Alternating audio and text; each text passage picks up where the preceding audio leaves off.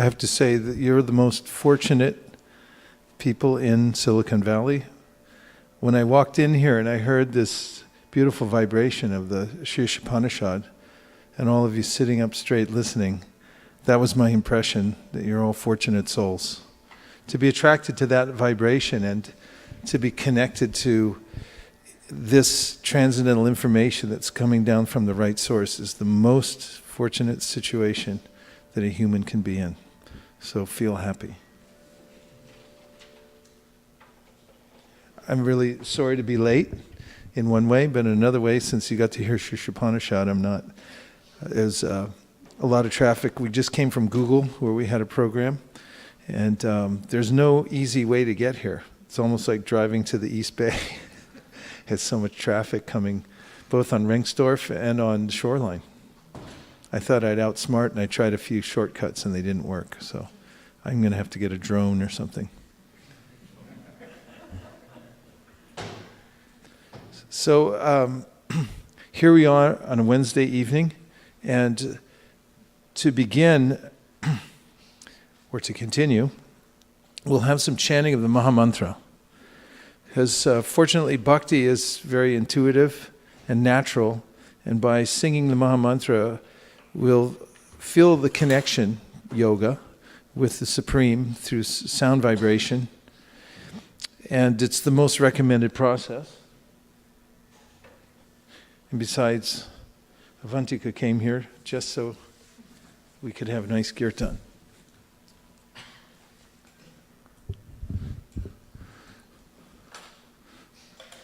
Namo Vishnupadaya Krishna Preshtaya Bhutale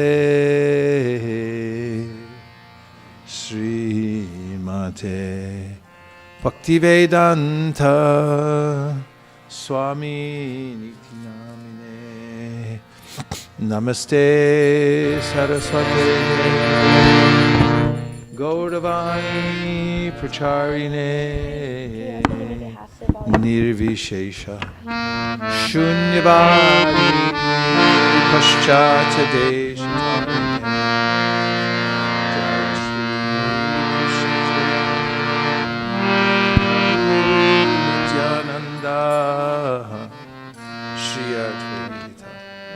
Radhara Shiva Sadigora Bhakta Vrinda.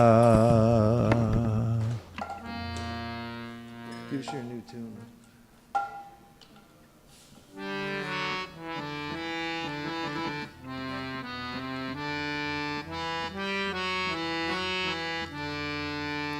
Hare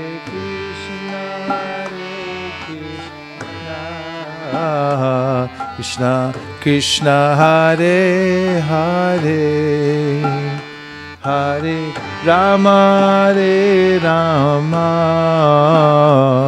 Rama Rama Hare Hare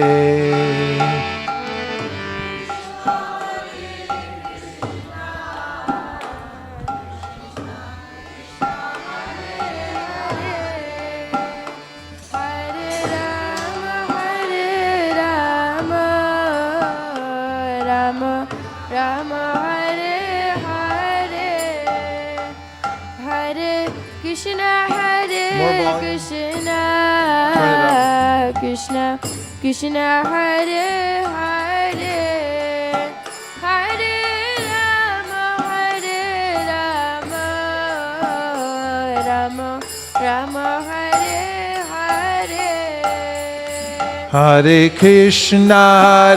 Krishna Krishna Krishna Hare Hare Hare Rama Rama Rama Rama Hare Hare Hare Krishna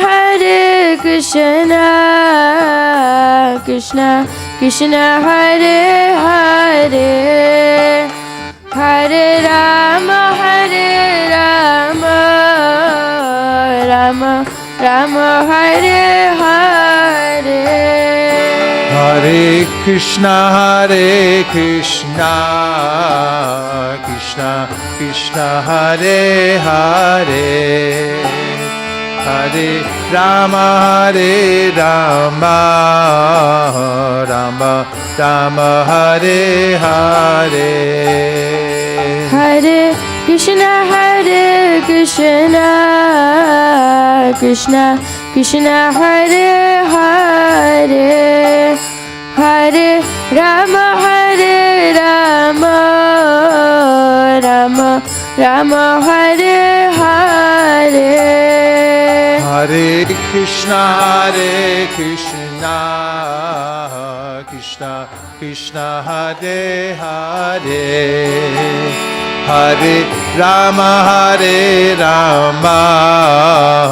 Rama Rama Hare Hare Hare Krishna Krishna Krishna Hare Hare Hare Rama Rama Rama Hare Hare Hare Krishna Krishna Krishna Hare Hare Hare Rama Rama Rama Hare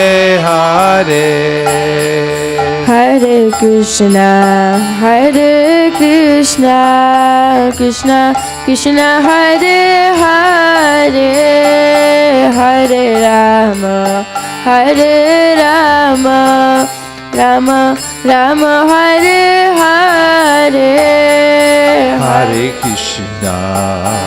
Hare Krishna Krishna Krishna Hare Hare Hare Rama Rama Hare Hare Hare Krishna Krishna Krishna Hare Hare Hare Rama Rama Hare Hare Hare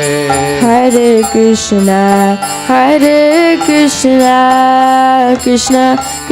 Hare Hare Hare Rama Rama Hare Hare Hare Krishna Krishna Hare Hare Hare Rama Rama Hare Hare Hare Krishna Krishna Hare Hare Hare Rama Rama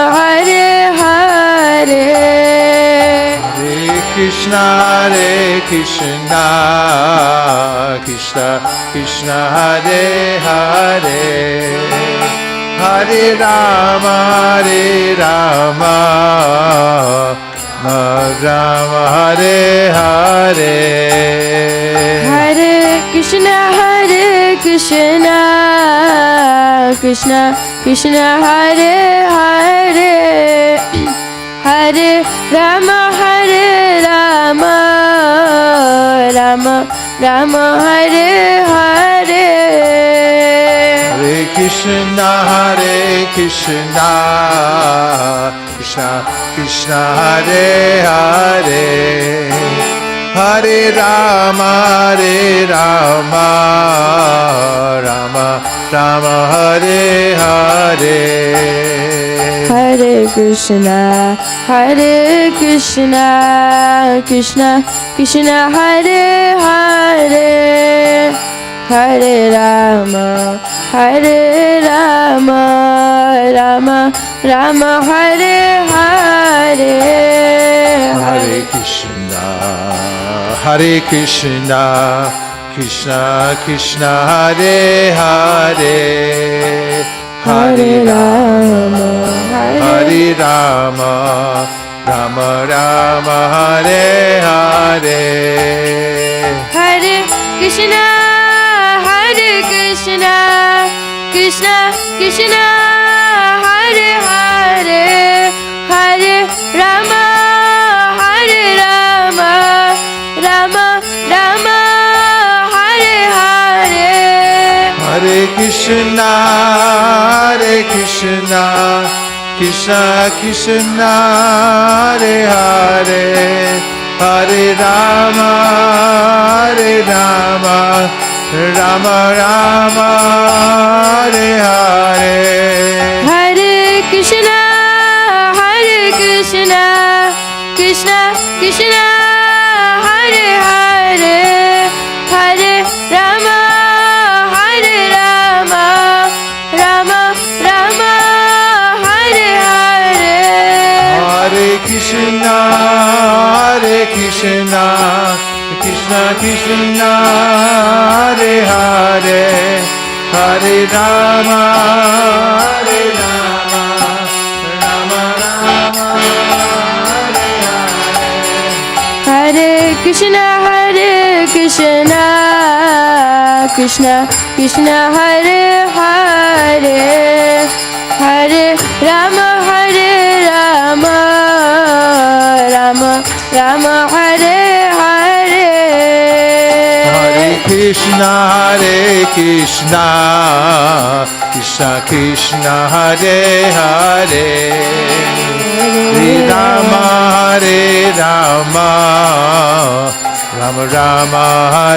Hare. Hare Krishna, Krishna Krishna, Hare Hare, Hare Rama, Rama Rama, Hare Hare. Hare Krishna, Krishna Krishna, Hare Hare, Hare Rama, Rama Rama, Hare Hare.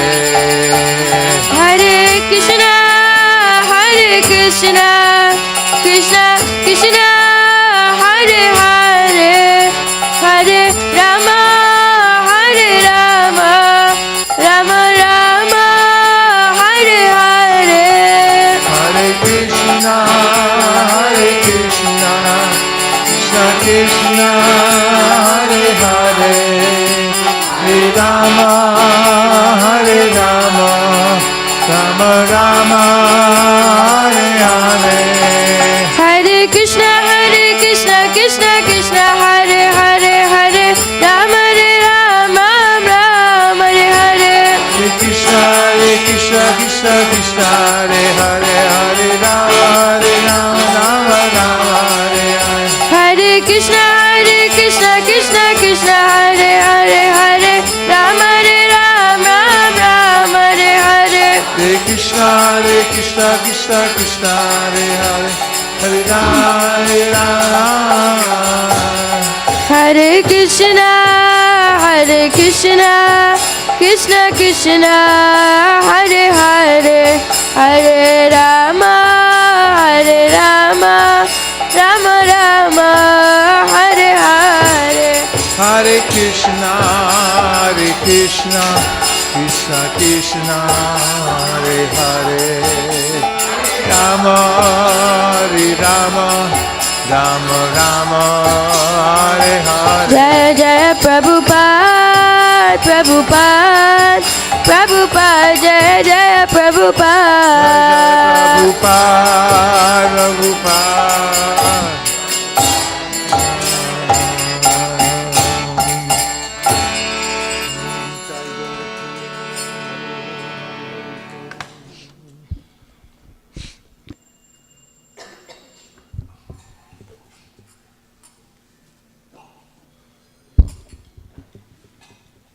Didn't he already do one?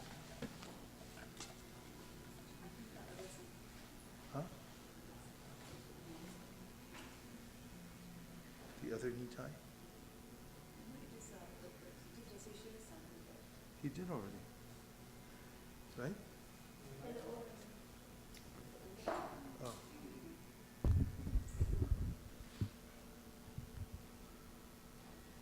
Huh? Nitai is the older one. Doubling down. Om Ajnanatirmirandasya Jnananjana Shalakaya Chakshurunmilitam Yena Tasmai Shri Gurave Namaha. Jaya Shri Krishna Chaitanya Prabhu Nityananda Shri Advaita Gadadhara Shivasadi Gaura Bhakta Vrinda. Hare Krishna, Krishna Krishna, Hare Hare, Hare Rama, Rama Rama, Hare Hare. Go Premanande Haribo. So what I'm holding in my hand is a copy of the 10th canto, 13th chapter of the Srimad Bhagavatam. One reason that this is very significant is that this is the last chapter that Prabhupada gave commentary to before he left us in 1977.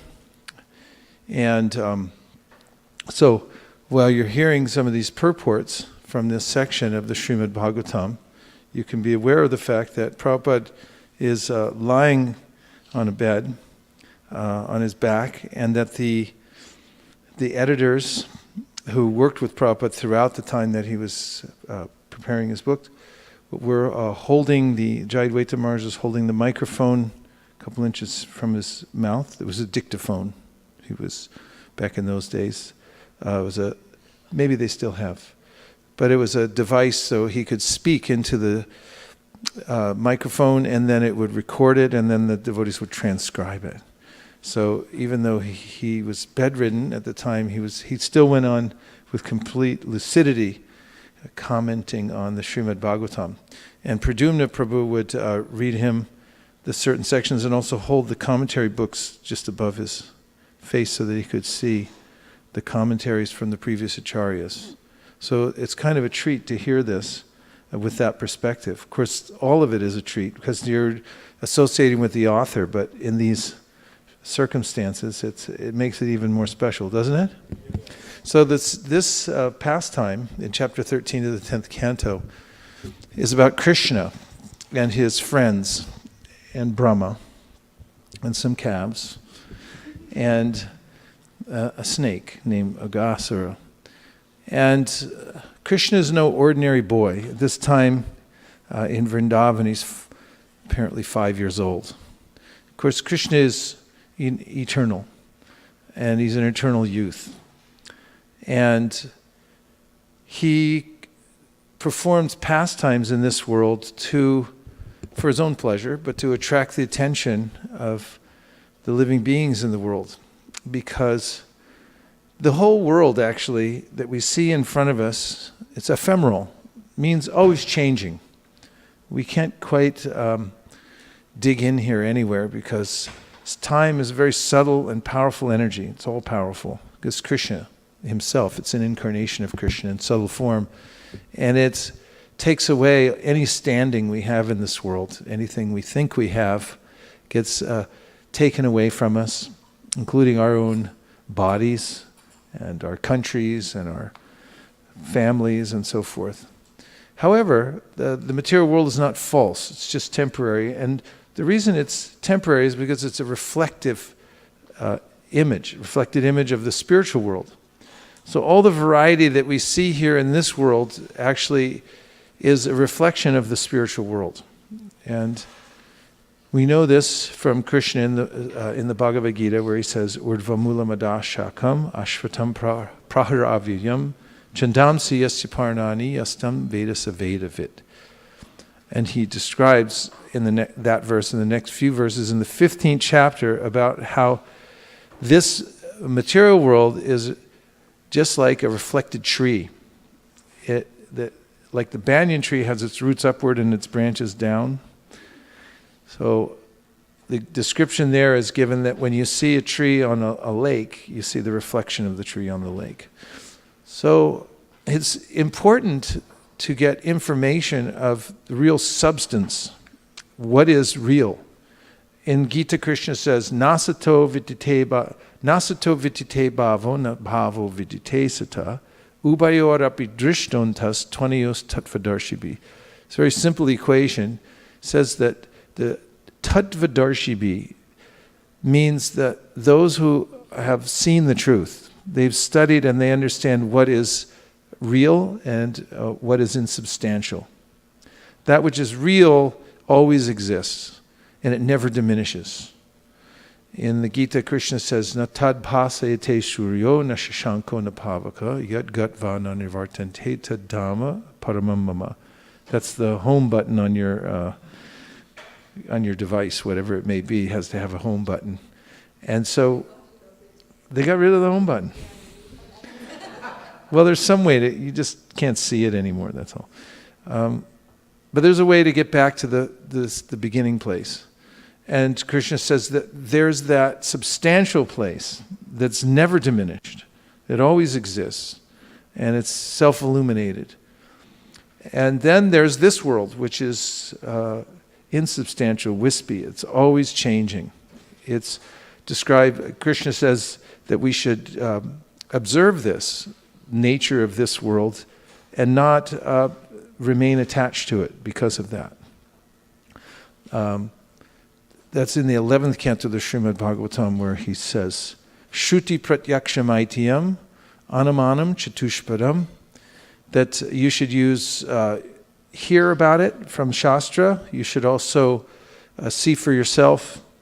You should also logically understand that it's not permanent.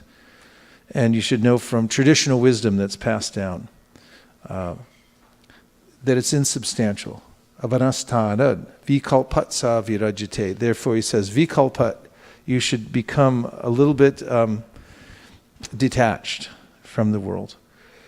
But it doesn't mean that we can remain permanently unattached. We have to be attached to something. So what is that? We should be attached to the reality.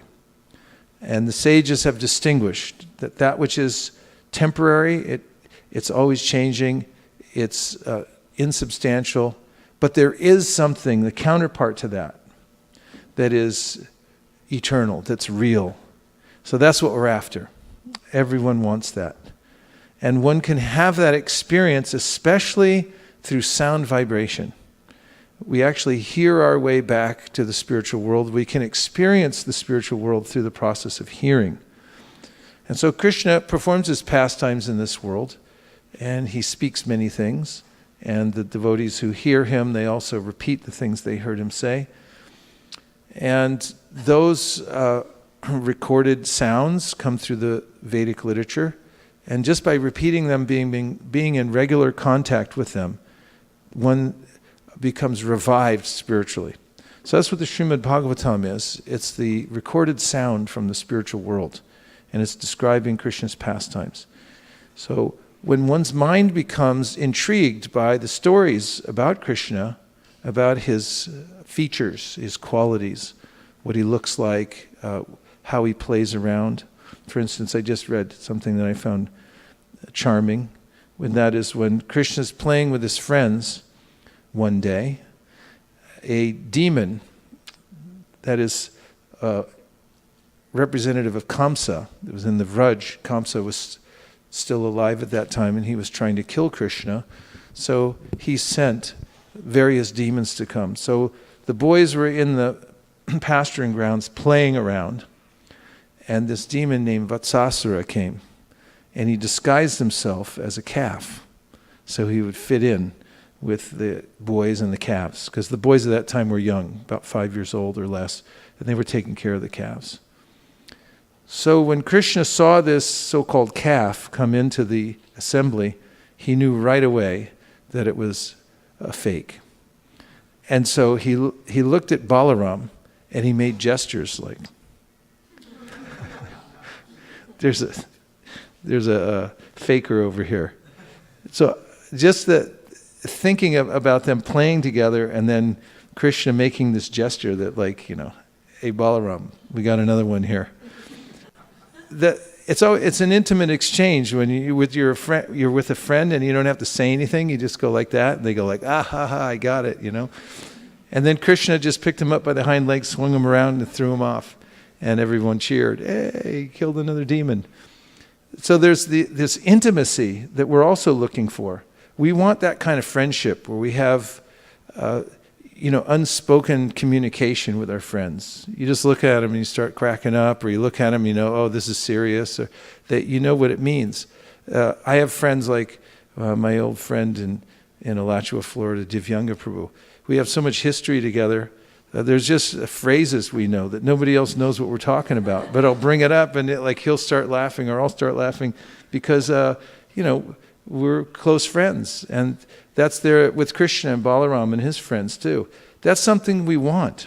This is what actually satisfies our sense for happiness, is this relationship. So in the spiritual world, Krishna has these relationships with and everybody's included. It's not that there's a hierarchy and you can't be involved, but Krishna is unlimited, therefore he includes every living entity. We're part of him. We're parts and parcel of him, expansions of him. So we have that eternal relationship. Sanitya nitya sambandha prakritischa paraivasa. The Brahma Samhita says, we have this eternal kinship with the Supreme Personality of Godhead. It's eternal. It's never diminished. So the purpose of bhakti is to reawaken that original relationship we have with Krishna.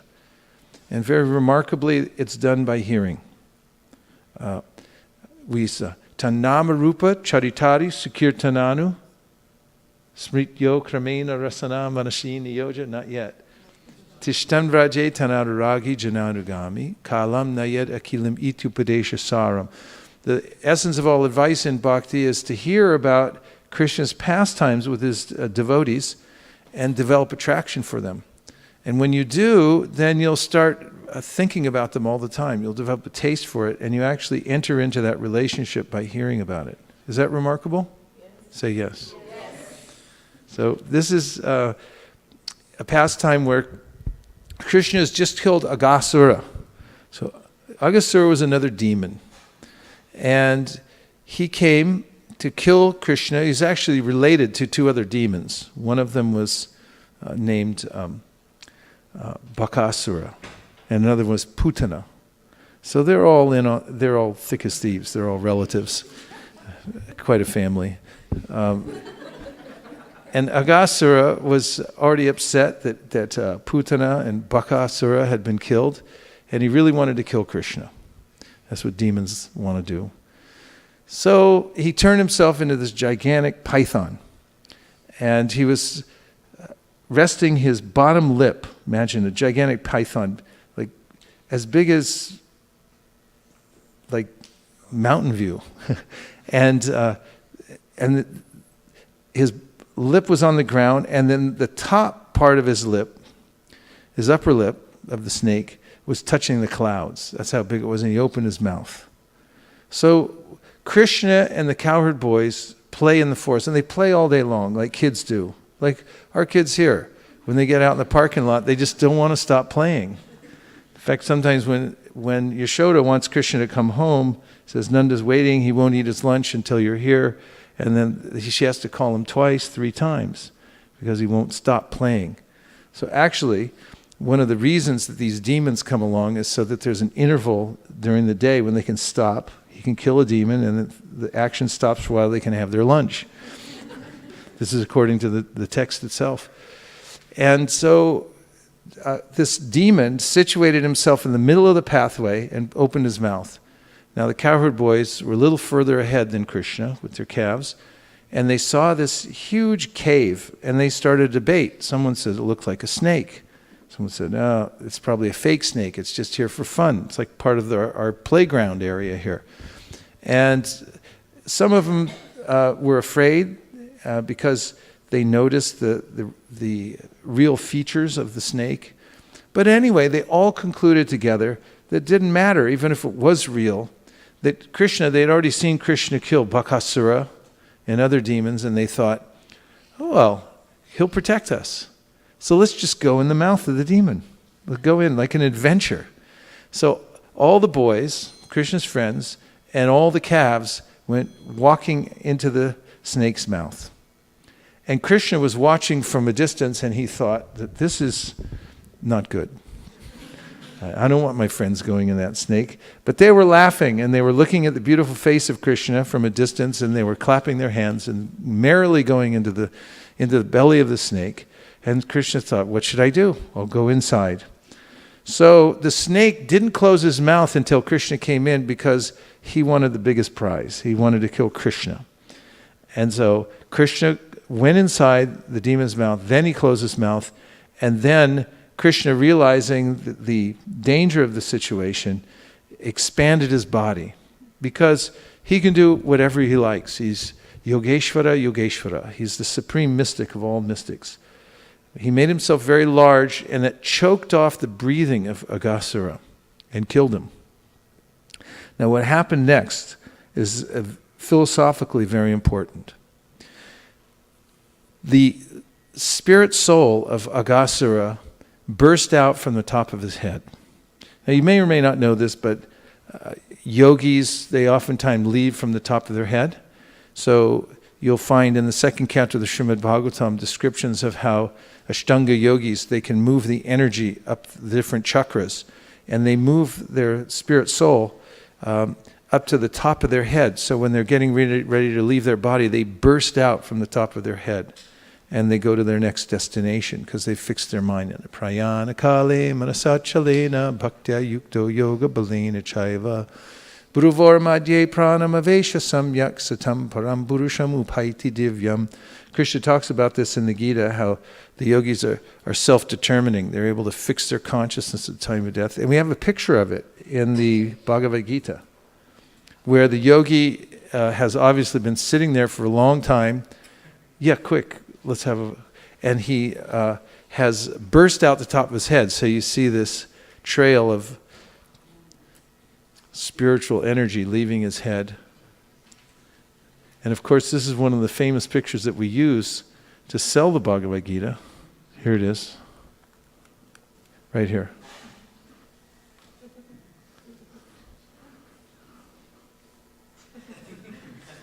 Because we always ask people, what do you do professionally? And they say, well, I'm an architect. Really?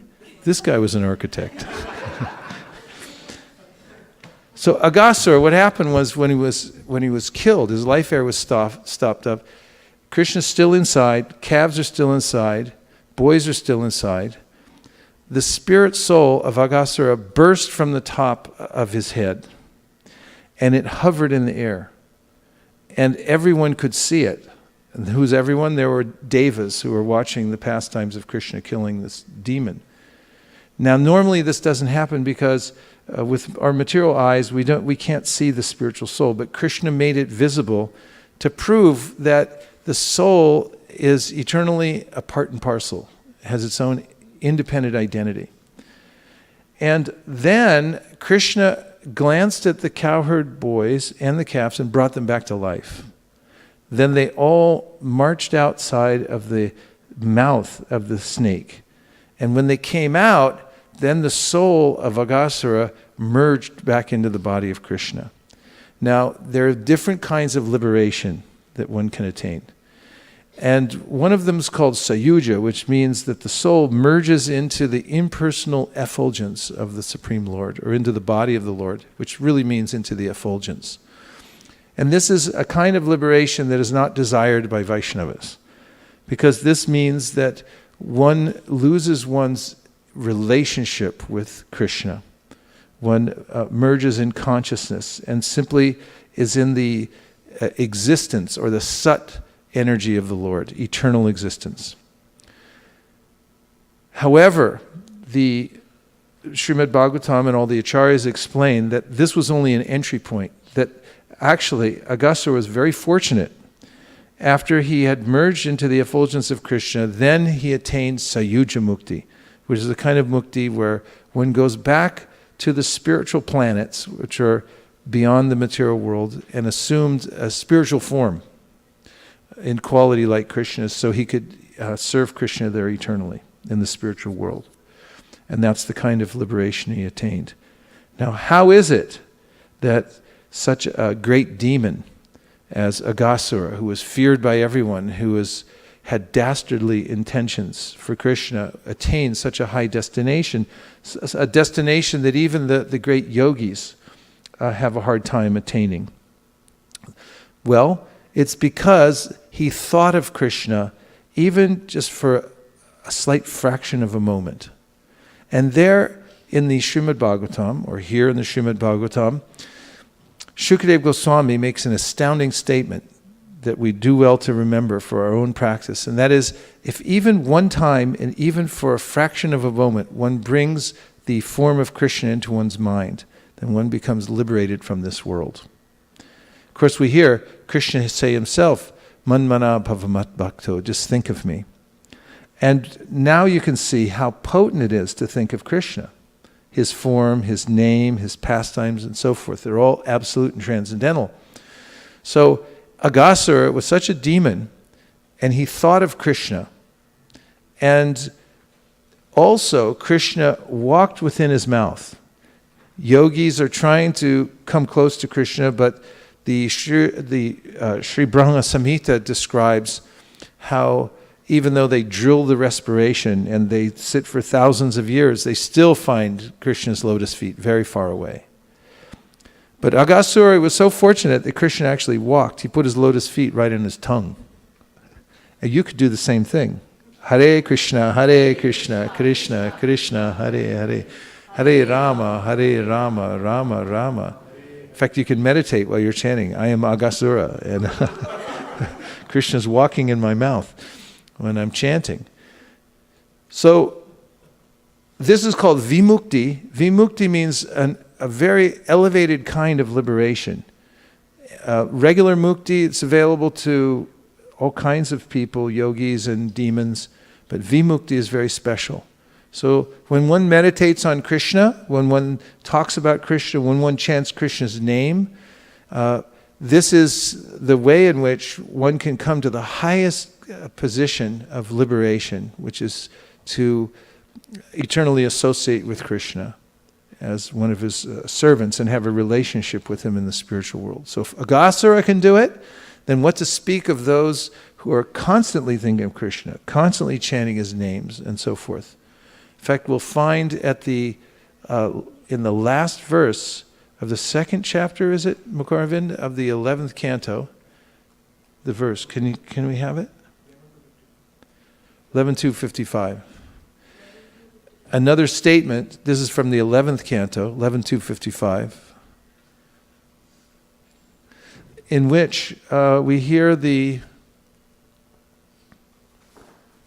benefit of remembering Krishna, chanting his name, and also hearing about him.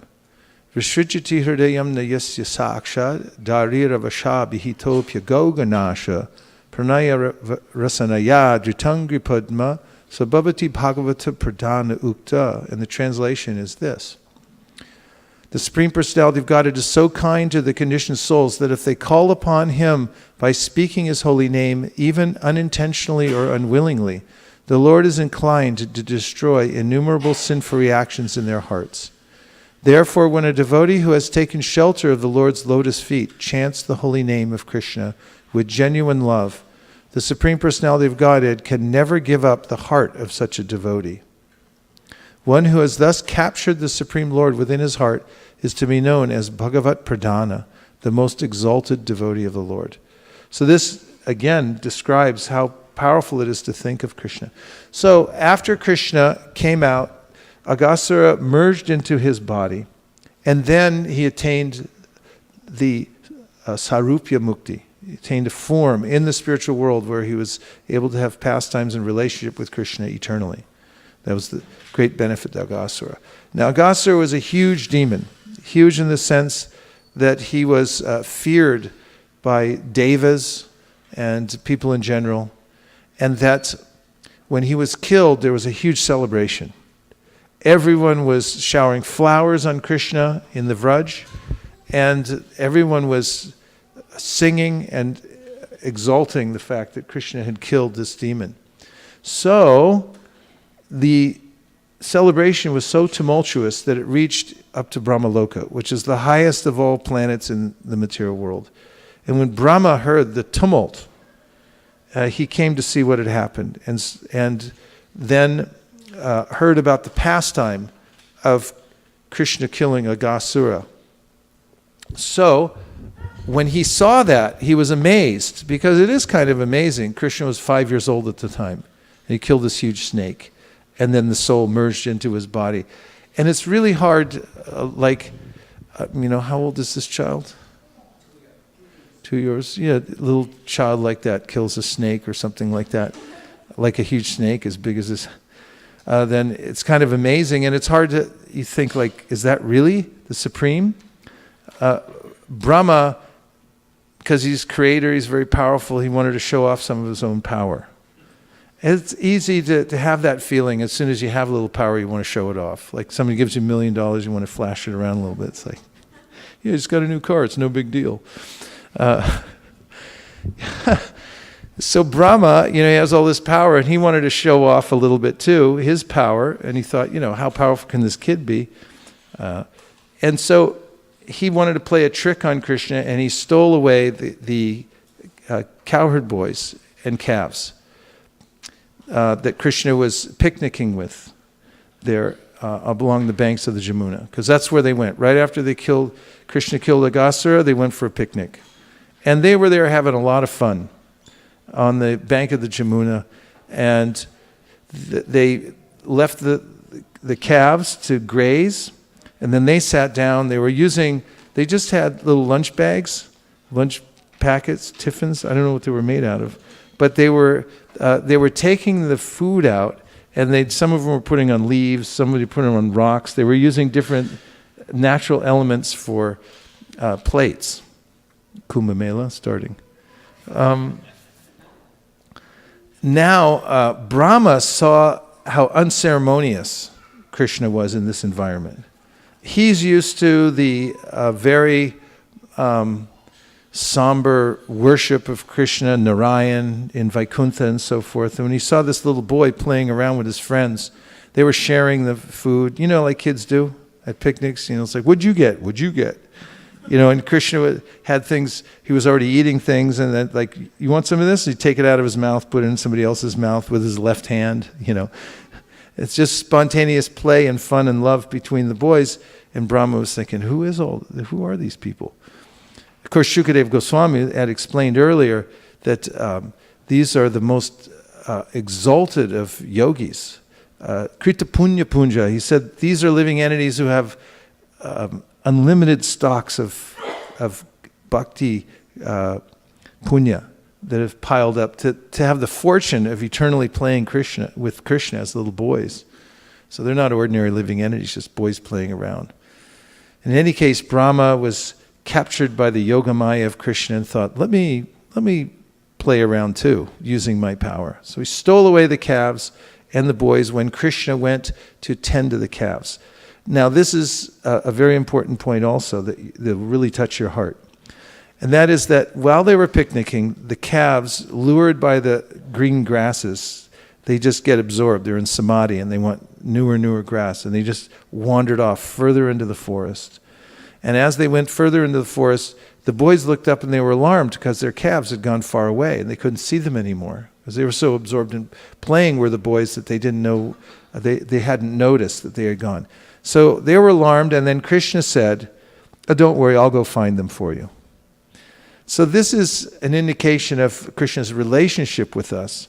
When he says in the Bhagavad Gita, Surinam Sarva Bhutanam, I'm your best friend. He means it in a literal sense. Just like, anybody here have a best friend? Better say yes. Okay, your best friend, how do you know it's your best friend? Yeah? How do you know that person is your best friend? You don't have to name any names, but what quality do they have? Yes? You can trust them. Like, if you tell them something, they won't tell the whole world. Okay, that's good. Yeah, what else? That's nice. That is a good quality. Yes?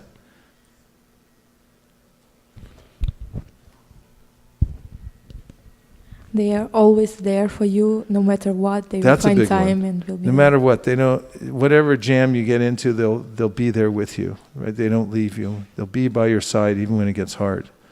There's so many ways we can think about best friends, and it's one of the most heartening of all our relationships in the world is our best friend.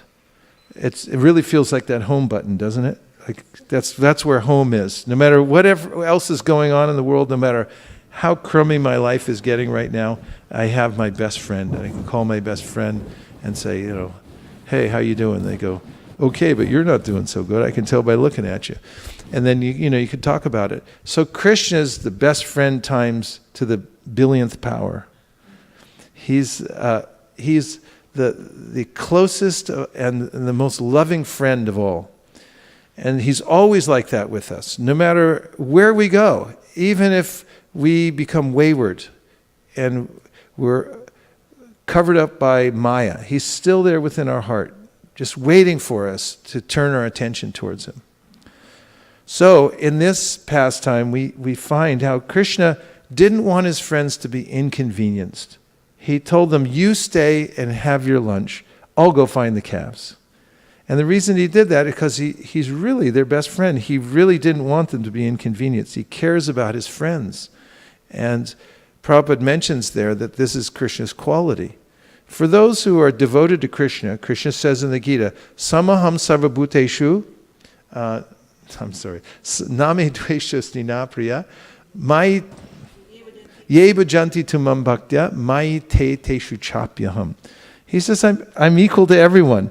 But for those who become my friend, in other words, they give themselves to me, then I'm their all-encompassing friend. In fact, they live in me, Krishna says. They're part of my existence, my life, my family, everything. They're everything to me.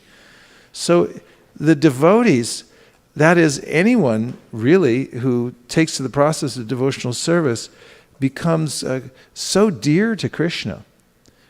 In fact, it's so dear that Krishna says in the Bhagavad Gita, Api chet suraracharo bhajate mamananya bhak sadhareva samantavya samyag vyavasito hisa. He says, somebody's my devotee, I don't care even what they do. You leave them alone.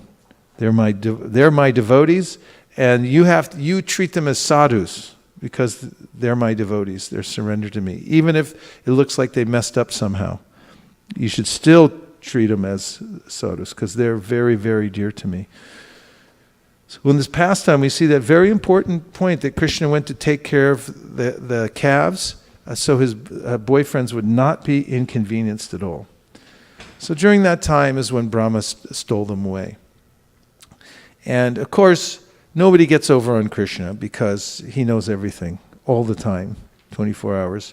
Vedaham samatitani vartamanani charjuna bhavishani chabhutani mam tu veda nakashjana. He says, I know everything. I also know everyone, and I know what's going on everywhere all the time. And so anyway, Brahma tried to exercise his power, but now Krishna, then first of all, Brahma got the wrong calves and boys. They were actually Mayak representations. Just like when Ravana stole away Sita. He didn't get the real Sita. He got Maya Sita, and Agnidev took charge of the real Sita Devi when the fake Sita went off to Lanka and so forth. That's described in the Kurma Purana, and it's in the Chaitanya Charitamrita. Chaitanya Mahaprabhu approved that. So, a similar way, Brahma was faked out. But now Krishna re-expanded himself into the original boys. They were Vasudeva forms, expansions of Krishna's body, and they looked exactly like, just say Mukharavin's here. He has a purple shirt, 3 strands of neck beads, got that nice smile on his face. And just say, you walked in the other room there, and then you saw another Mukharavind, and he's got the purple shirt, he's got the same, benevolent look on his face. The whole thing, same pen. He's got the book. Show the book. You got your book here? See all the tags in it? They're in the exact same place when you see him out there. Everything same. Every freckle, every hair. I mean, Krishna, he can do this. So he recreated all the cowherd boys exactly like they were. Absolutely no difference whatsoever. And the calves also. So then Krishna picks up his flute, takes his calves and boys back into the village. And everyone's overjoyed. But they're 10 times more overjoyed than they ever were.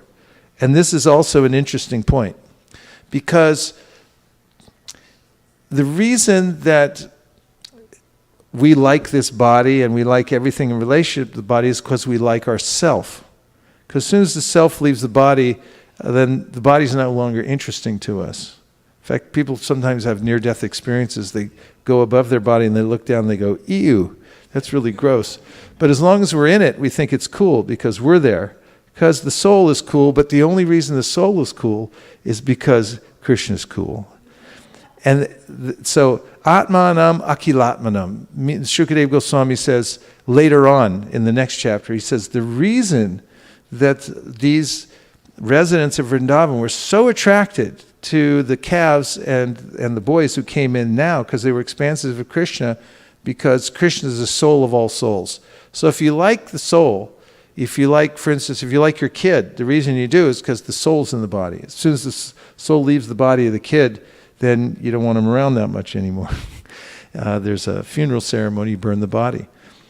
So similarly, the residents of Vrindavan now, they became more affectionate towards all the boys, and the cows became affectionate towards the calves.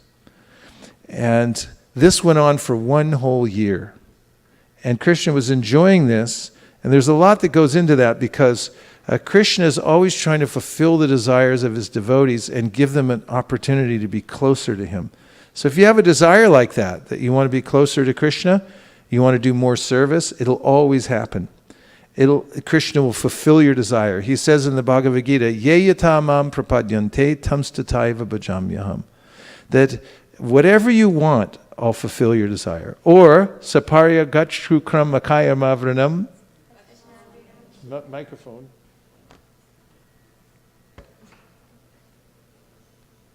All Hare together Krishna. now.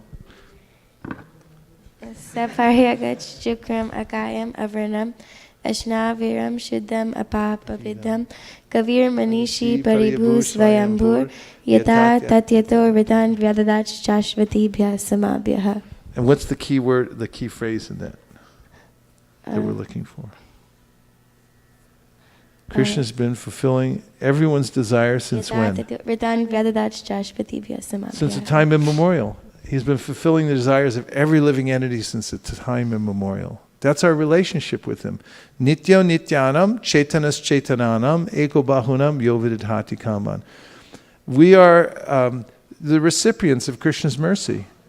And he's sustaining us always. You know that paycheck you get? You get a paycheck, right? That's Krishna. Prahlad Maharaj says this. Look at all the energies you have in your life. Your paycheck, the work you have, the car you're driving, the family that you're in. It's all Krishna. It's all Krishna's energy. It's coming from Krishna. He's arranging it all according to your desire. And if you desire service, you say, I want to serve Krishna more. I want to have more desire to love Krishna. I want more association that will help me become advanced in Krishna consciousness. Krishna will fulfill your desire. He'll give you more association. In fact, that's how spiritual life starts, that's how it's sustained, and that's how one attains the perfection of spiritual life. Brahmanda Brahmate Kon Bhagyavan Jeev Guru Krishna Prasadi Pai Bhakti Lata Beach. Living entity who, by good fortune, develops a desire to know Krishna. Krishna comes rushing in, he provides a guru, and then from within the heart, he says, here's your guru, take advantage. And then one starts making advancement in spiritual life by the grace of Krishna and Guru and the Shastras. So Krishna's always there for his friends. So devotional service, bhakti, means to become friendly toward Krishna. That's what bhakti means. It means just like say you're in school and you have a crush on somebody. Possible? Only 2 of you. It never happened to the rest of you. You said, like, I'm just talking about, you're in school, and then you see somebody else, like, oh, I'm in like, I fell in like. Then, you have a crush, so you think, now what does that person like? It's like the person likes it, red shirts. And it's like, hey, I'm going to wear red shirts from now on. Because they'll attract their attention. So that's our bhakti practice, that's our sadhana. We're trying to get Krishna's attention. What does he like? He likes these things. So, okay, I'll do that. He likes Tulsi. He likes when you worship Tulsi. So I'll worship Tulsi. And all the bhakti activities are based on what does Krishna like? He's a person. That's why it feels so natural to practice bhakti. It's not like gyan, where you reject everything in the world. That's offensive, actually. It's all Krishna's stuff. Why would you reject it all? So practice bhakti, you make friends with Krishna, and you try to do all the things that Krishna likes so that he'll notice you. And so Srila Bhaktisiddhanta Saraswati Thakur once said, don't try to see God, but try to act in such a way that he'll want to see you. He'll come see you. And so if you have this desire in your heart that I'd like to increase my service to Krishna, then he'll fulfill your desire. And he'll give you the intelligence how to do that. So when the Krishna went back to the village, it was actually expansions of him. And all the mothers took their children, mothers and fathers, they took their children into the house, and they loved them with much more affection than they had before. And Krishna arranged this so he could be with his devotees in a very intimate way for a whole year like that. And then at the end of the year, which was actually one moment for Brahma, Brahma came back to see what kind of mischief he had caused. And see, one moment for him, because the differential is like a year here. And so now he came back, and he was bewildered because he saw all the boys that I took, that I put away in a cave in mystic slumber, they're here with Krishna. And all the calves too, exactly the same ones. He was looking back and forth. What happened? And then he became so bewildered by this trick that Krishna had played on him. He tried to play a trick on Krishna, and Krishna's trick was much deeper and stronger. So then Krishna revealed to him that all the cowherd boys and all the calves were his expansions. And Brahma then saw that everything in the whole universe was being sustained by Krishna and emanating from him and circumambulating him. And that's when he began to offer his prayers. So this is the section of the Bhagavatam we're in, the Brahma vimohan Lila. And the 14th chapter that comes after this is a very important chapter because it establishes in all different ways the meaning of the verse, or it explicates the verse, Ete chamsha kala pumsa krishnastu bhagavan swayam indrari vyakulam lokam indriya mridayanti yuge yuge. This is a very pivotal verse for the Gaudiya Vaishnavas, which is describing Krishna as the Supreme Personality of Godhead. So without further ado, I'm going to continue a little bit of reading here from 10th Canto, 13th chapter, the 20th verse. You all ready? Say yes. Yes. Okay.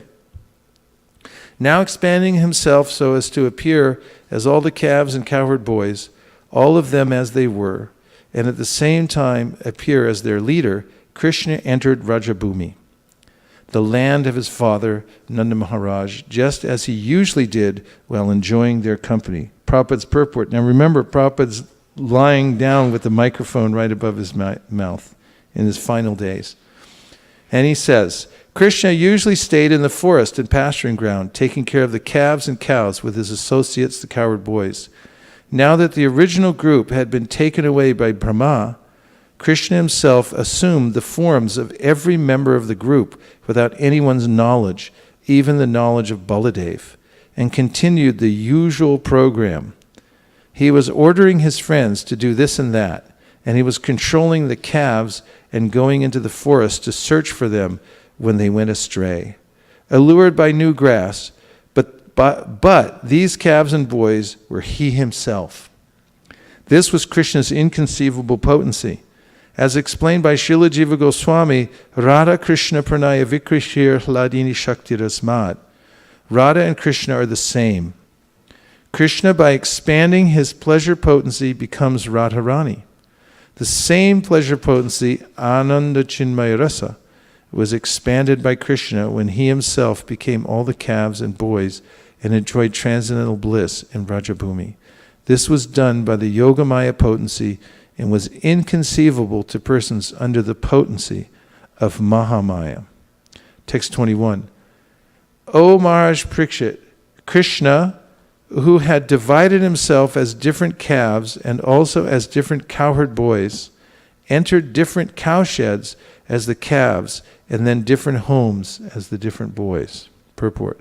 Krishna had many, many friends, of whom Sridama, Sudama, and Subala were prominent. Which ones were prominent? Correct. Thus Krishna himself became Sridama, Sudama, and Subala, and entered their respective homes with their respective calves. Text number 22. The mothers of the boys, upon hearing the sounds of the flutes and bugles being played by their sons, immediately rose from their household tasks, lifted their boys onto their laps, embraced them with both arms, and began to feed them with their breast milk, which flowed forth because of extreme love specifically for Krishna. Actually, Krishna is everything, but at the same time expressing extreme love and affection, they took special pleasure in feeding Krishna, the Param Brahman. And Krishna drank the milk from his respective mothers as if it were a nectarian beverage. Purport. Although all the elderly gopis knew that Krishna was the son of Mother Yashoda, they still desired, if Krishna had become my son, I would also have taken care of him just like Yashoda. This was their inner ambition. Now, in order to please them, Krishna personally took the role of their sons and fulfilled their desire. They enhanced their special love for Krishna by embracing him and feeding him, and Krishna tasted their breast milk to be just like a nectarian beverage. Well, thus bewildering Brahma, he enjoyed the special transcendental pleasure created by Yogamaya between all the other mothers and himself. Text 23. Thereafter, O Maharaj Parikshit, as required according to the scheduled round of his pastimes, Krishna returned in the evening, entered the house of each of the cowherd boys, and engaged exactly like the former boys, thus enlivening their mothers with transcendental pleasure. The mothers took care of the boys by massaging them with oil, bathing them, smearing their bodies with sandalwood pulp, decorating them with ornaments, chanting protective mantras, decorating their bodies with tilak, and giving them food. In this way, the mothers served Krishna personally. And this is also, you can do this through your deity worship. When you take care of Krishna by bathing him, bringing him food, cooking for him, you develop the same mood. There's actually no difference because Krishna is directly present in his deity form, and he comes just to take that kind of worship from the devotees. You can touch his lotus feet. You can massage them. You can actually, according to the Padati, the Pujari you can put your head on Krishna's lotus feet. Did you know that? You knew that? Did you all know that?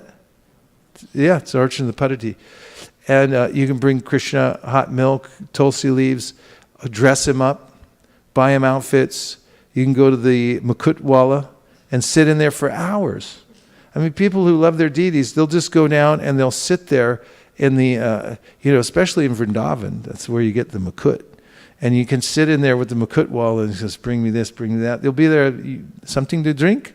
And you bring your little, drink, and you sit there and you and you just go through all the stuff and pick out outfits till they're stacked up so high you got a suitcase to bring home, and you feel happy, right? They're dressing Krishna. You get little ankle bells, stuff like that. You go through customs and the people are going, what the heck is this stuff? I took my deities so many times. I've traveled with my deities, and they go through. I was in Japan. I had my deities around my neck. I kept them in a pouch with a picture. It had an embroidery of Jagannath's face. It was a pouch like that.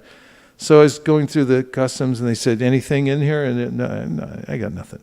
And then they said, what's that around your neck? I said, that's my lucky stone. It's my shalagram. And they go, let's see it.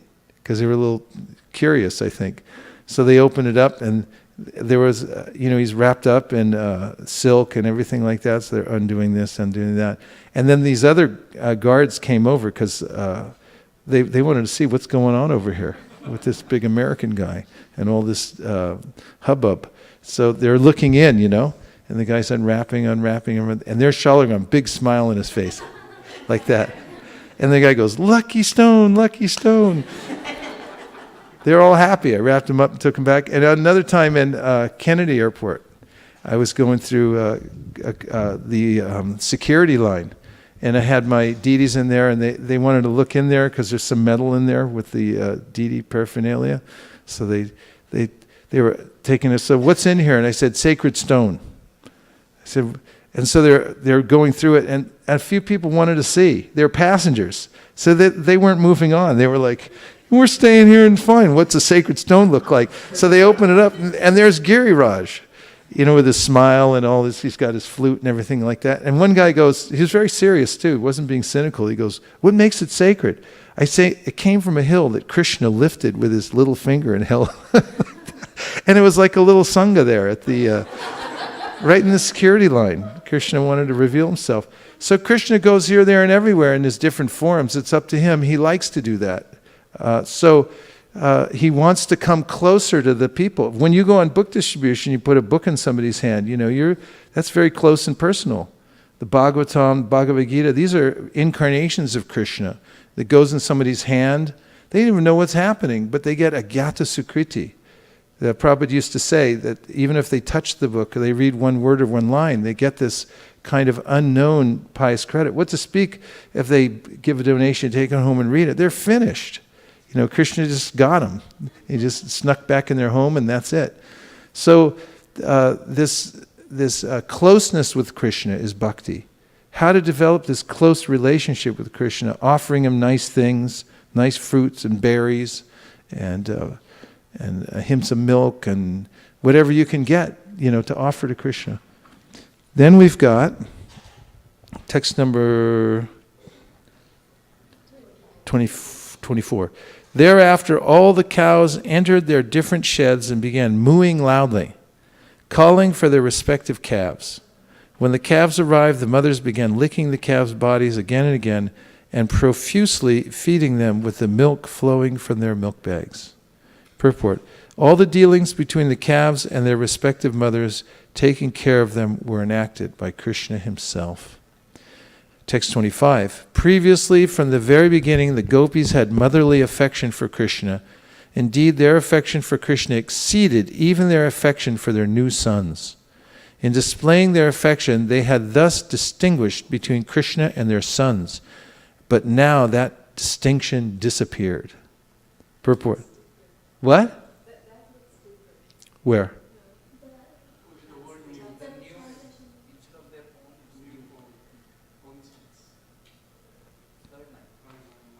Oh, that's because this is a very, very old edition, and there are little tweaks here and there when there are inconsistencies or mistakes. Purport. The distinction between one's own son and another's son is not unnatural. Many elderly women have motherly affection for the sons of others.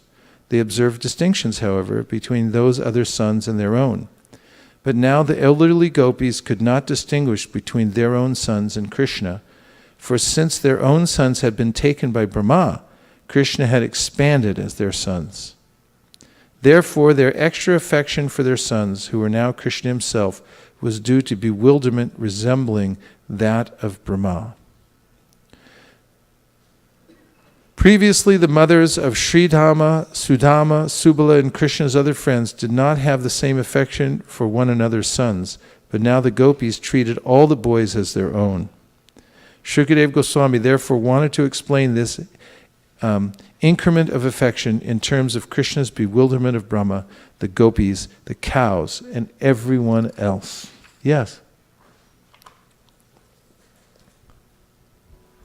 Just thinking, how is it that in the purport it said that the bewilderment of Brahma is the same as the bewilderment of the gopis and the mothers?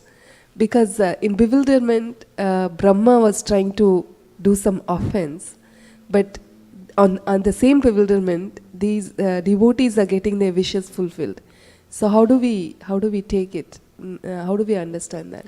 Well, it's still Yogamaya, and it's still Yogamaya playing around. And one of the main and overarching points here is that everyone's bewildered by Krishna's Yogamaya, and it comes in different layers.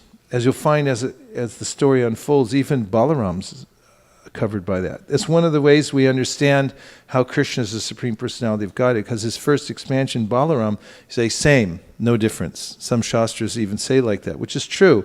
But at the same time, even Balaram's bewildered, because he's going to start looking around and seeing there's something funny going on here in Vraj. Because especially, he's seeing, it's noticeable how all the mothers now have so much more affection for their children, parent children, and they even have affection for everybody else's children, much more than they did before. It's noticeable in a village. And then he comes into the field and he sees that the calves and the cows have been weaned from each other at a certain age, but now the cows are all on top of the hill, and they see their calves at the bottom of the hill, and they come running down the hill, like full on, as fast as they can go. And when they get down, they start licking the bodies of the calves, like passionately. It was a wild scene. And Balaram starts to think, is there some Rakshasi, Maya, that's covering over everybody, that making all these weird things happen? And layer by layer, Krishna removes his Yogamaya potency, and then Balaram can see. Only when Krishna removes it and says, oh, I see what you're doing here. And so he's bewildering everyone, but it's in different ways, but it's all the same potency of Krishna, basically. Yes? Mm-hmm.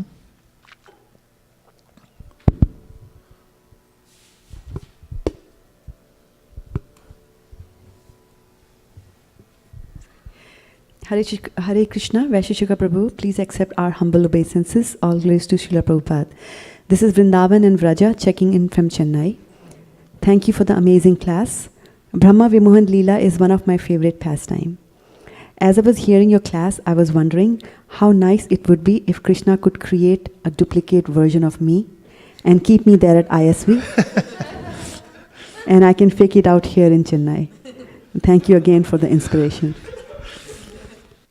That would be nice. But we'd like the original version back. But I guess if it was he did expand, it would be Krishna himself. And then you'd be watching from there and you'd see that we had more affection for this form. And we were all bewildered. What other reflections do you have? Yes, Priya Kishori.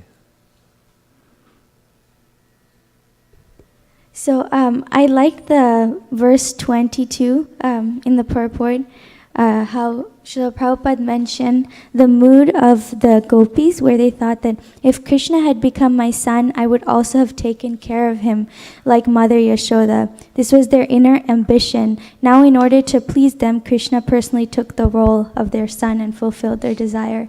And that struck me, with what you mentioned in LA in the class right before Rath Yatra. You said that you were talking about house on fire desire, and you had said when your desire has reached such a level of heat that you cannot contain it anymore, that is when Krishna fulfills that desire. So sometimes in our life, if we don't feel that Krishna is fulfilling our desires, but like you were mentioning in the class today, when we have those eyes of gratitude, we're able to see that, my life is being, provided and fulfilled by the Lord according to my desire. Yeah, and we can not only express our desires, but we can also develop them.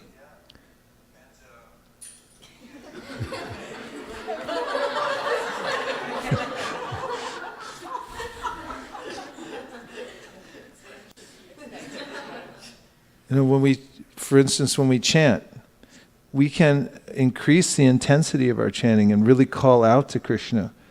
And even if we don't have a desire to serve Krishna, if we can catch on to the idea that Krishna, please let me desire to desire.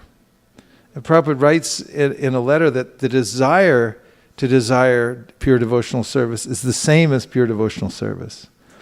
So wherever you can catch on to that, and if you're praying to Krishna, please intensify my desire, then it's already intensifying.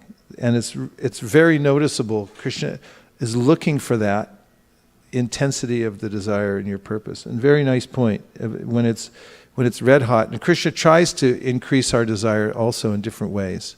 Did you have a point? Yes? No? No, okay. Raising your hand? Something different. Okay, let's try it out.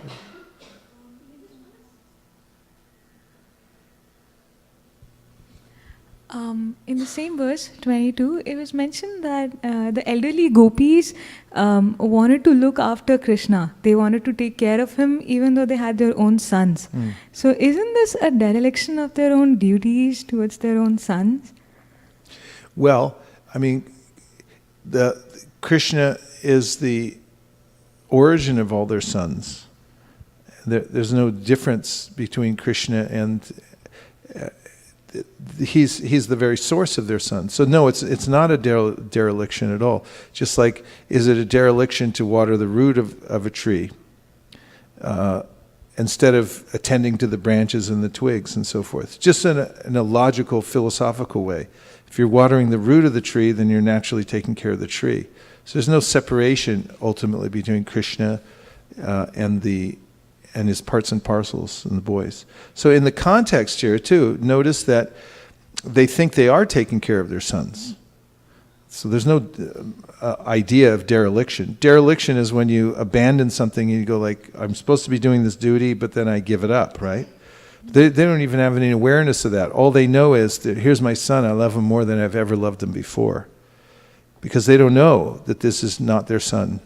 They're not thinking, oh, it's Krishna and my son, I don't even care where he is. It's not like that. But what if that were the case? Like a mother was But more it's involved. not. That's a hypothetical. It's not the case.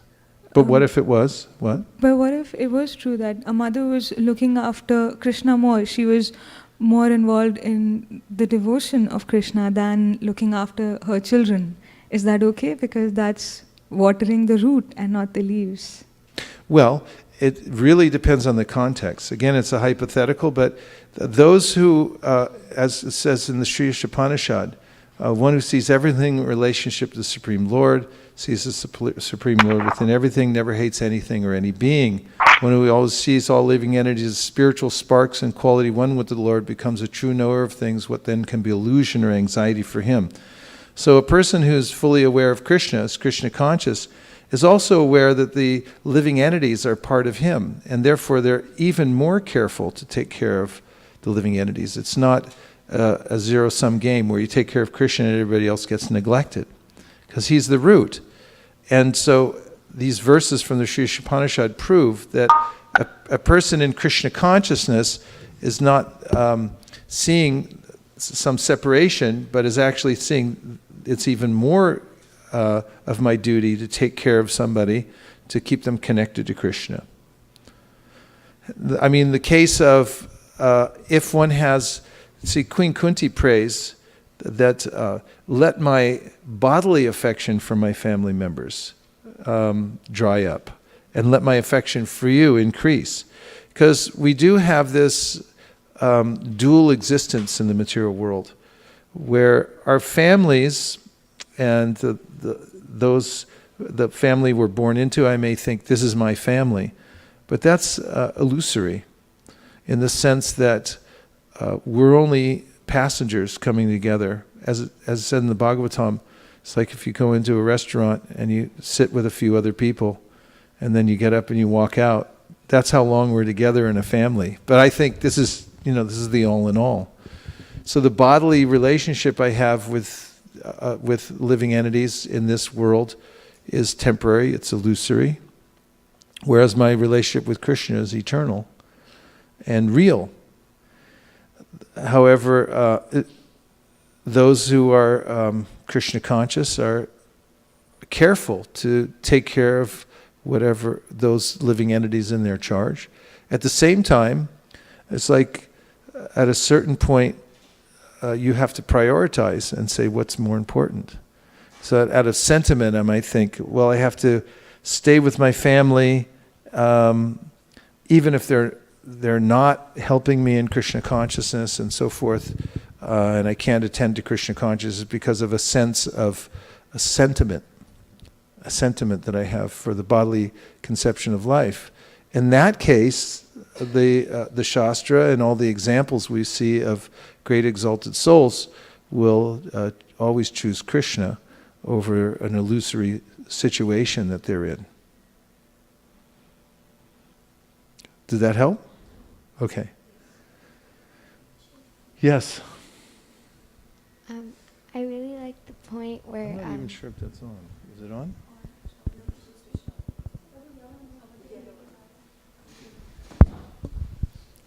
I really like the point where Maharaji mentioned that like Krishna can appear everywhere or like everywhere or like whenever he wants. And that just connected to a personal experience of mine when I was having like just 2 days before Janmashtami, I had like a test day and I was just getting late for school due to communications, and like I was like late in the morning, and so I called an Uber like very, very late, and I was kind of scared because I'm going by myself, and there's like four other people coming in the car, and suddenly an advertisement came up, and it was Srila Prabhupada chanting the Maha Mantra, and I don't know what temple it was for, but it was basically saying come and join our Janmashtami festival on Sunday, and it just connected to me how like Krishna's name, form, and qualities are not different from each other, so that's also like just like connected to the point where you said that he can appear anywhere or anywhere and whenever he wants. Even on Facebook, right? Nice. Thank you for that realization. One last point? Yes, Sundar, you've been waiting.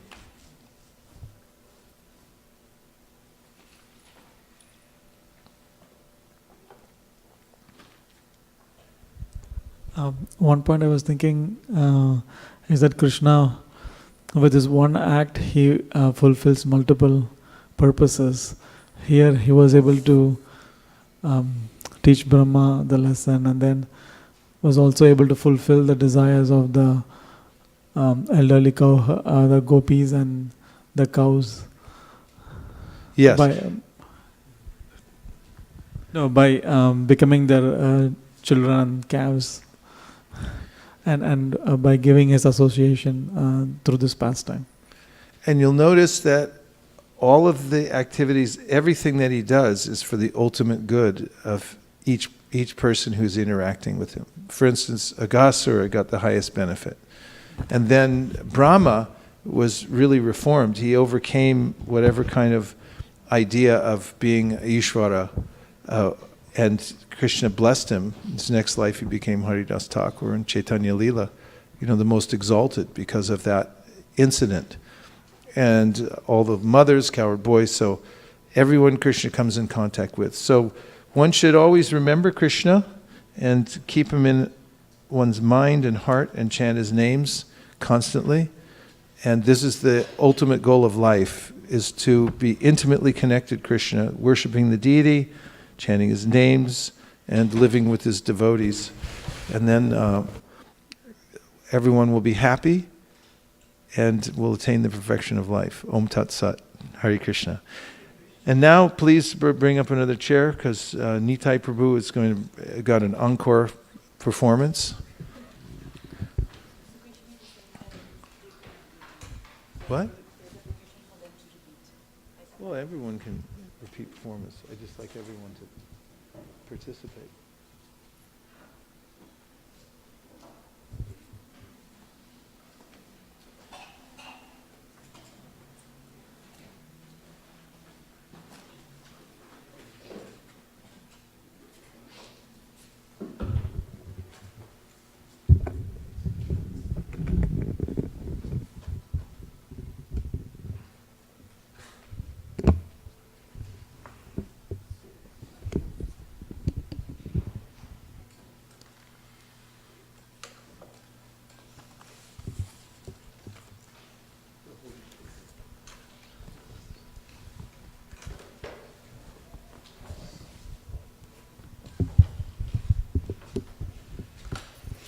Jaya Madhava Kunja Bihari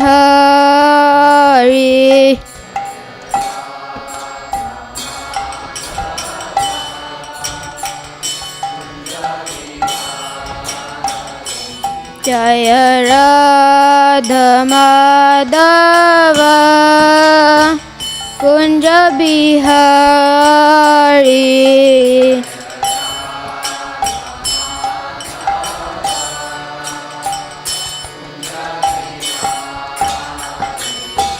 Jaya Gopi Janavallabha Girdhari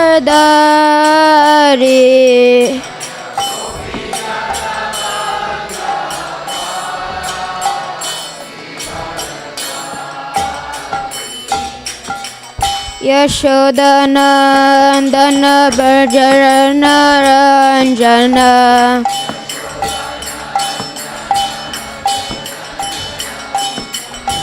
Yashodanandana Brajarana Ranjana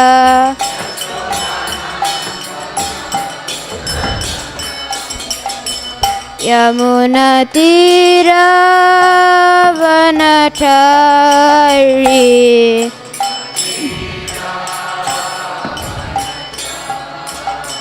Yamuna Tira Vanachari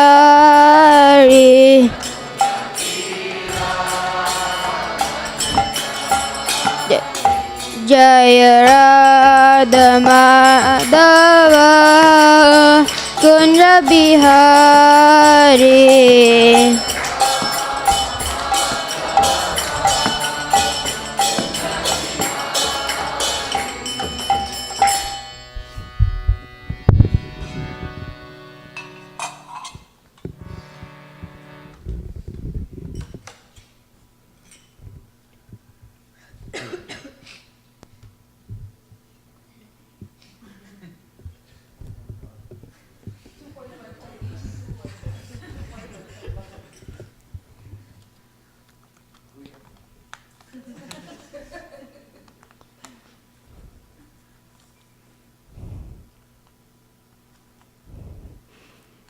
Please repeat. Yam hina vyatayantete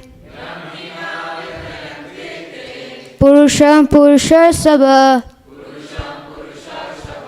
Samadukka Sukham Dhiram Somritatvaya Kalpate Yam, one to whom he certainly Na, never, Vatayanti, are distressing, Ete, all these, Purusham, to a person, Purushasabha, O best among men, Sama, unaltered, Dukkha, in distress, Sukham, and happiness. Dhiram, patient. Sa, he, Amritatvaya, for liberation. Kalpate, is considered eligible. O best among men, Arjuna, the person who is not disturbed by happiness and distress and is steady in both is certainly eligible for liberation. Anyone who is steady in his determination for the advanced stage of spiritual realization can equally tolerate the onslaughts of distress, and happiness is certainly a person eligible for liberation. In the Varna Ashrama institution, the fourth stage of life, namely the renounced order sannyas, is a painstaking situation. But one who is serious about making his life perfect surely adopts the sannyas order of life in spite of all difficulties. The difficulties usually arise from having to sever family relationships to give up the connection of wife and children. But if anyone is able to tolerate such difficulties, surely his path to spiritual realization is complete. Similarly, in Arjuna's discharge of duties as a Kshatriya, he is advised to persevere even if it is difficult to fight with his family members or similarly beloved persons. Lord Chaitanya took sannyas at the age of 24, and his dependents, young wife as well as old mother, had no one else to look after them. Yet for a higher cause, he took sannyas and was steady in the discharge of higher duties. That is the way of achieving liberation from material bondage. So the context of the verse is that Arjuna refuses to fight because he has compassion for his family, like his Guru Dronacharya or his grandfather Bhishma Dev and his cousin brothers like the Kauravas. So Krishna tells in the 6th chapter of the Bhagavad Gita how one should be a yoga practitioner. Rupa Goswami also quotes in the Upadeshamrita Mantra 3, Utsai Nishchaya Dharya Tat Karma Pavartanat Sangatyagat Sato Vitti Sadbhir Bhakti Prasidhyati. One can execute the process of Bhakti Yoga with full-hearted enthusiasm, perseverance, and determination. One who follows his prescribed duties in the association of devotees and by engaging himself in the activities of goodness. There is a very nice story of determination where we all should follow the example of the sparrow who lost her eggs in the waves of the ocean. So there was a sparrow and she laid her eggs next to the shore of the ocean. One day, the ocean waves carried the eggs out to sea in the ocean. The sparrow was very upset with the ocean, so she asked to give the eggs back. The ocean didn't even consider her appeal, so she said she'll dry up the whole ocean. With her little beak, she started drying up the ocean. Everybody started laughing at her impossible determination. As the news spread, it reached all the way till Garuda, the mighty carrier of Lord Vishnu. When Garuda came to the scene, he immediately ordered the ocean to give the eggs back. The ocean got very scared and gave the eggs back to the sparrow. Similarly, in yoga, bhakti yoga, or Krishna consciousness could be a difficult job. So, for determination, God helps those who help themselves. Also, in my own personal life, there was a time when I wanted to learn Mridanga. So I started with the South Indian Mridangam. I tried that for 6 months, but that didn't work out. Then I tried some Prabhuji on YouTube. That I was not comfortable either. Then I tried the KK Songs website. I was still not sure. Giving up hope, Krishna was very compassionate, so he helped me find, as you all know, Bhima Karma Prabhu. So from this I learned that you have to be patient and determined to get what you need. In the Ishopanishad, Mantra 17, it says, Vayuranilam amritam atedam basmantam shariram Om Kratosmara Kritam Smara Kratosmara Kritam Smara. Let this temporary body be burnt to ashes. Let my life air be merged with the totality of air.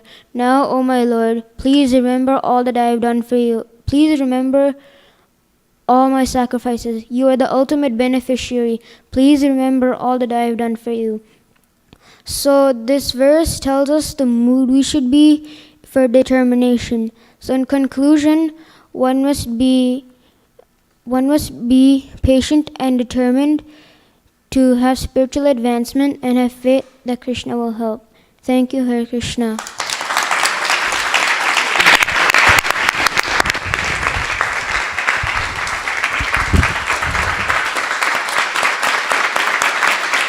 Very good. Okay, now we have some areas that were highlights, please, quickly. Yes.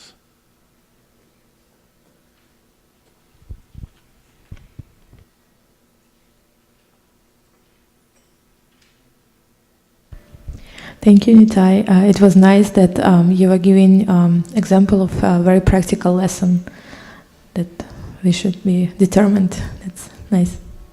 I like that you put in the Shri Upanishad verse. That made me happy. Okay. It was really good, and I liked the way that you like quoted from multiple verses, not just one or two. You gave a lot of examples, which made it like a lot easier to understand like what you were trying to say and how you were trying to put it. A couple more. Mike. I really like the story that you spoke out about the sparrow and Garuda. That was a very good example. One more? Yeah, Avantika. Like others were saying, I liked how you included a personal experience, because whenever you add a personal experience, it shows that you really mean what you're saying. That was good. Okay, now, 2 room for improvements. Yes, Prikishori. Microphone. So I really thought your confidence was very, very nice. My points are on your enunciation and intonation. Like when you're reading the purport, maybe like pronouncing the words. If someone's not looking at the screen, they'll be able to know what you're saying. And then intonation, sometimes we tend, like I saw kind of a spike in your speech in the beginning. You were, picking up pace, and later on when you were sharing your personal experience, I really felt it come from your heart because of the intonation of your voice. So, maybe if just like a little bit more of intonation would help a lot. Yeah. Good advice. Very good. One more? Room for improvement? Come on now, don't cheat them. Go ahead. I think it was a very nice talk. You could have probably greeted the audience before starting the talk. Just directly went into it, maybe. Yeah, and maybe just one Om Jnana, something, offer respects to the Guru. Okay, very good. Now end with the highlights. I liked your choice of words very much, like 2 instances wherein you mentioned impossible determination, rather than saying that the sparrows act not so intelligent was been marked. You said impossible determination, and also towards the end, quoting Sri Upanishad, you said that should be a mode of determination. So thank you. Gandharvika has one.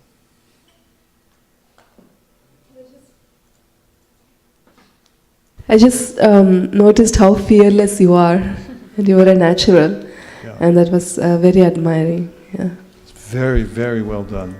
We liked it. We all liked it very, very much. And so just keep coming back. I think you got a fan base here. Okay, one more time.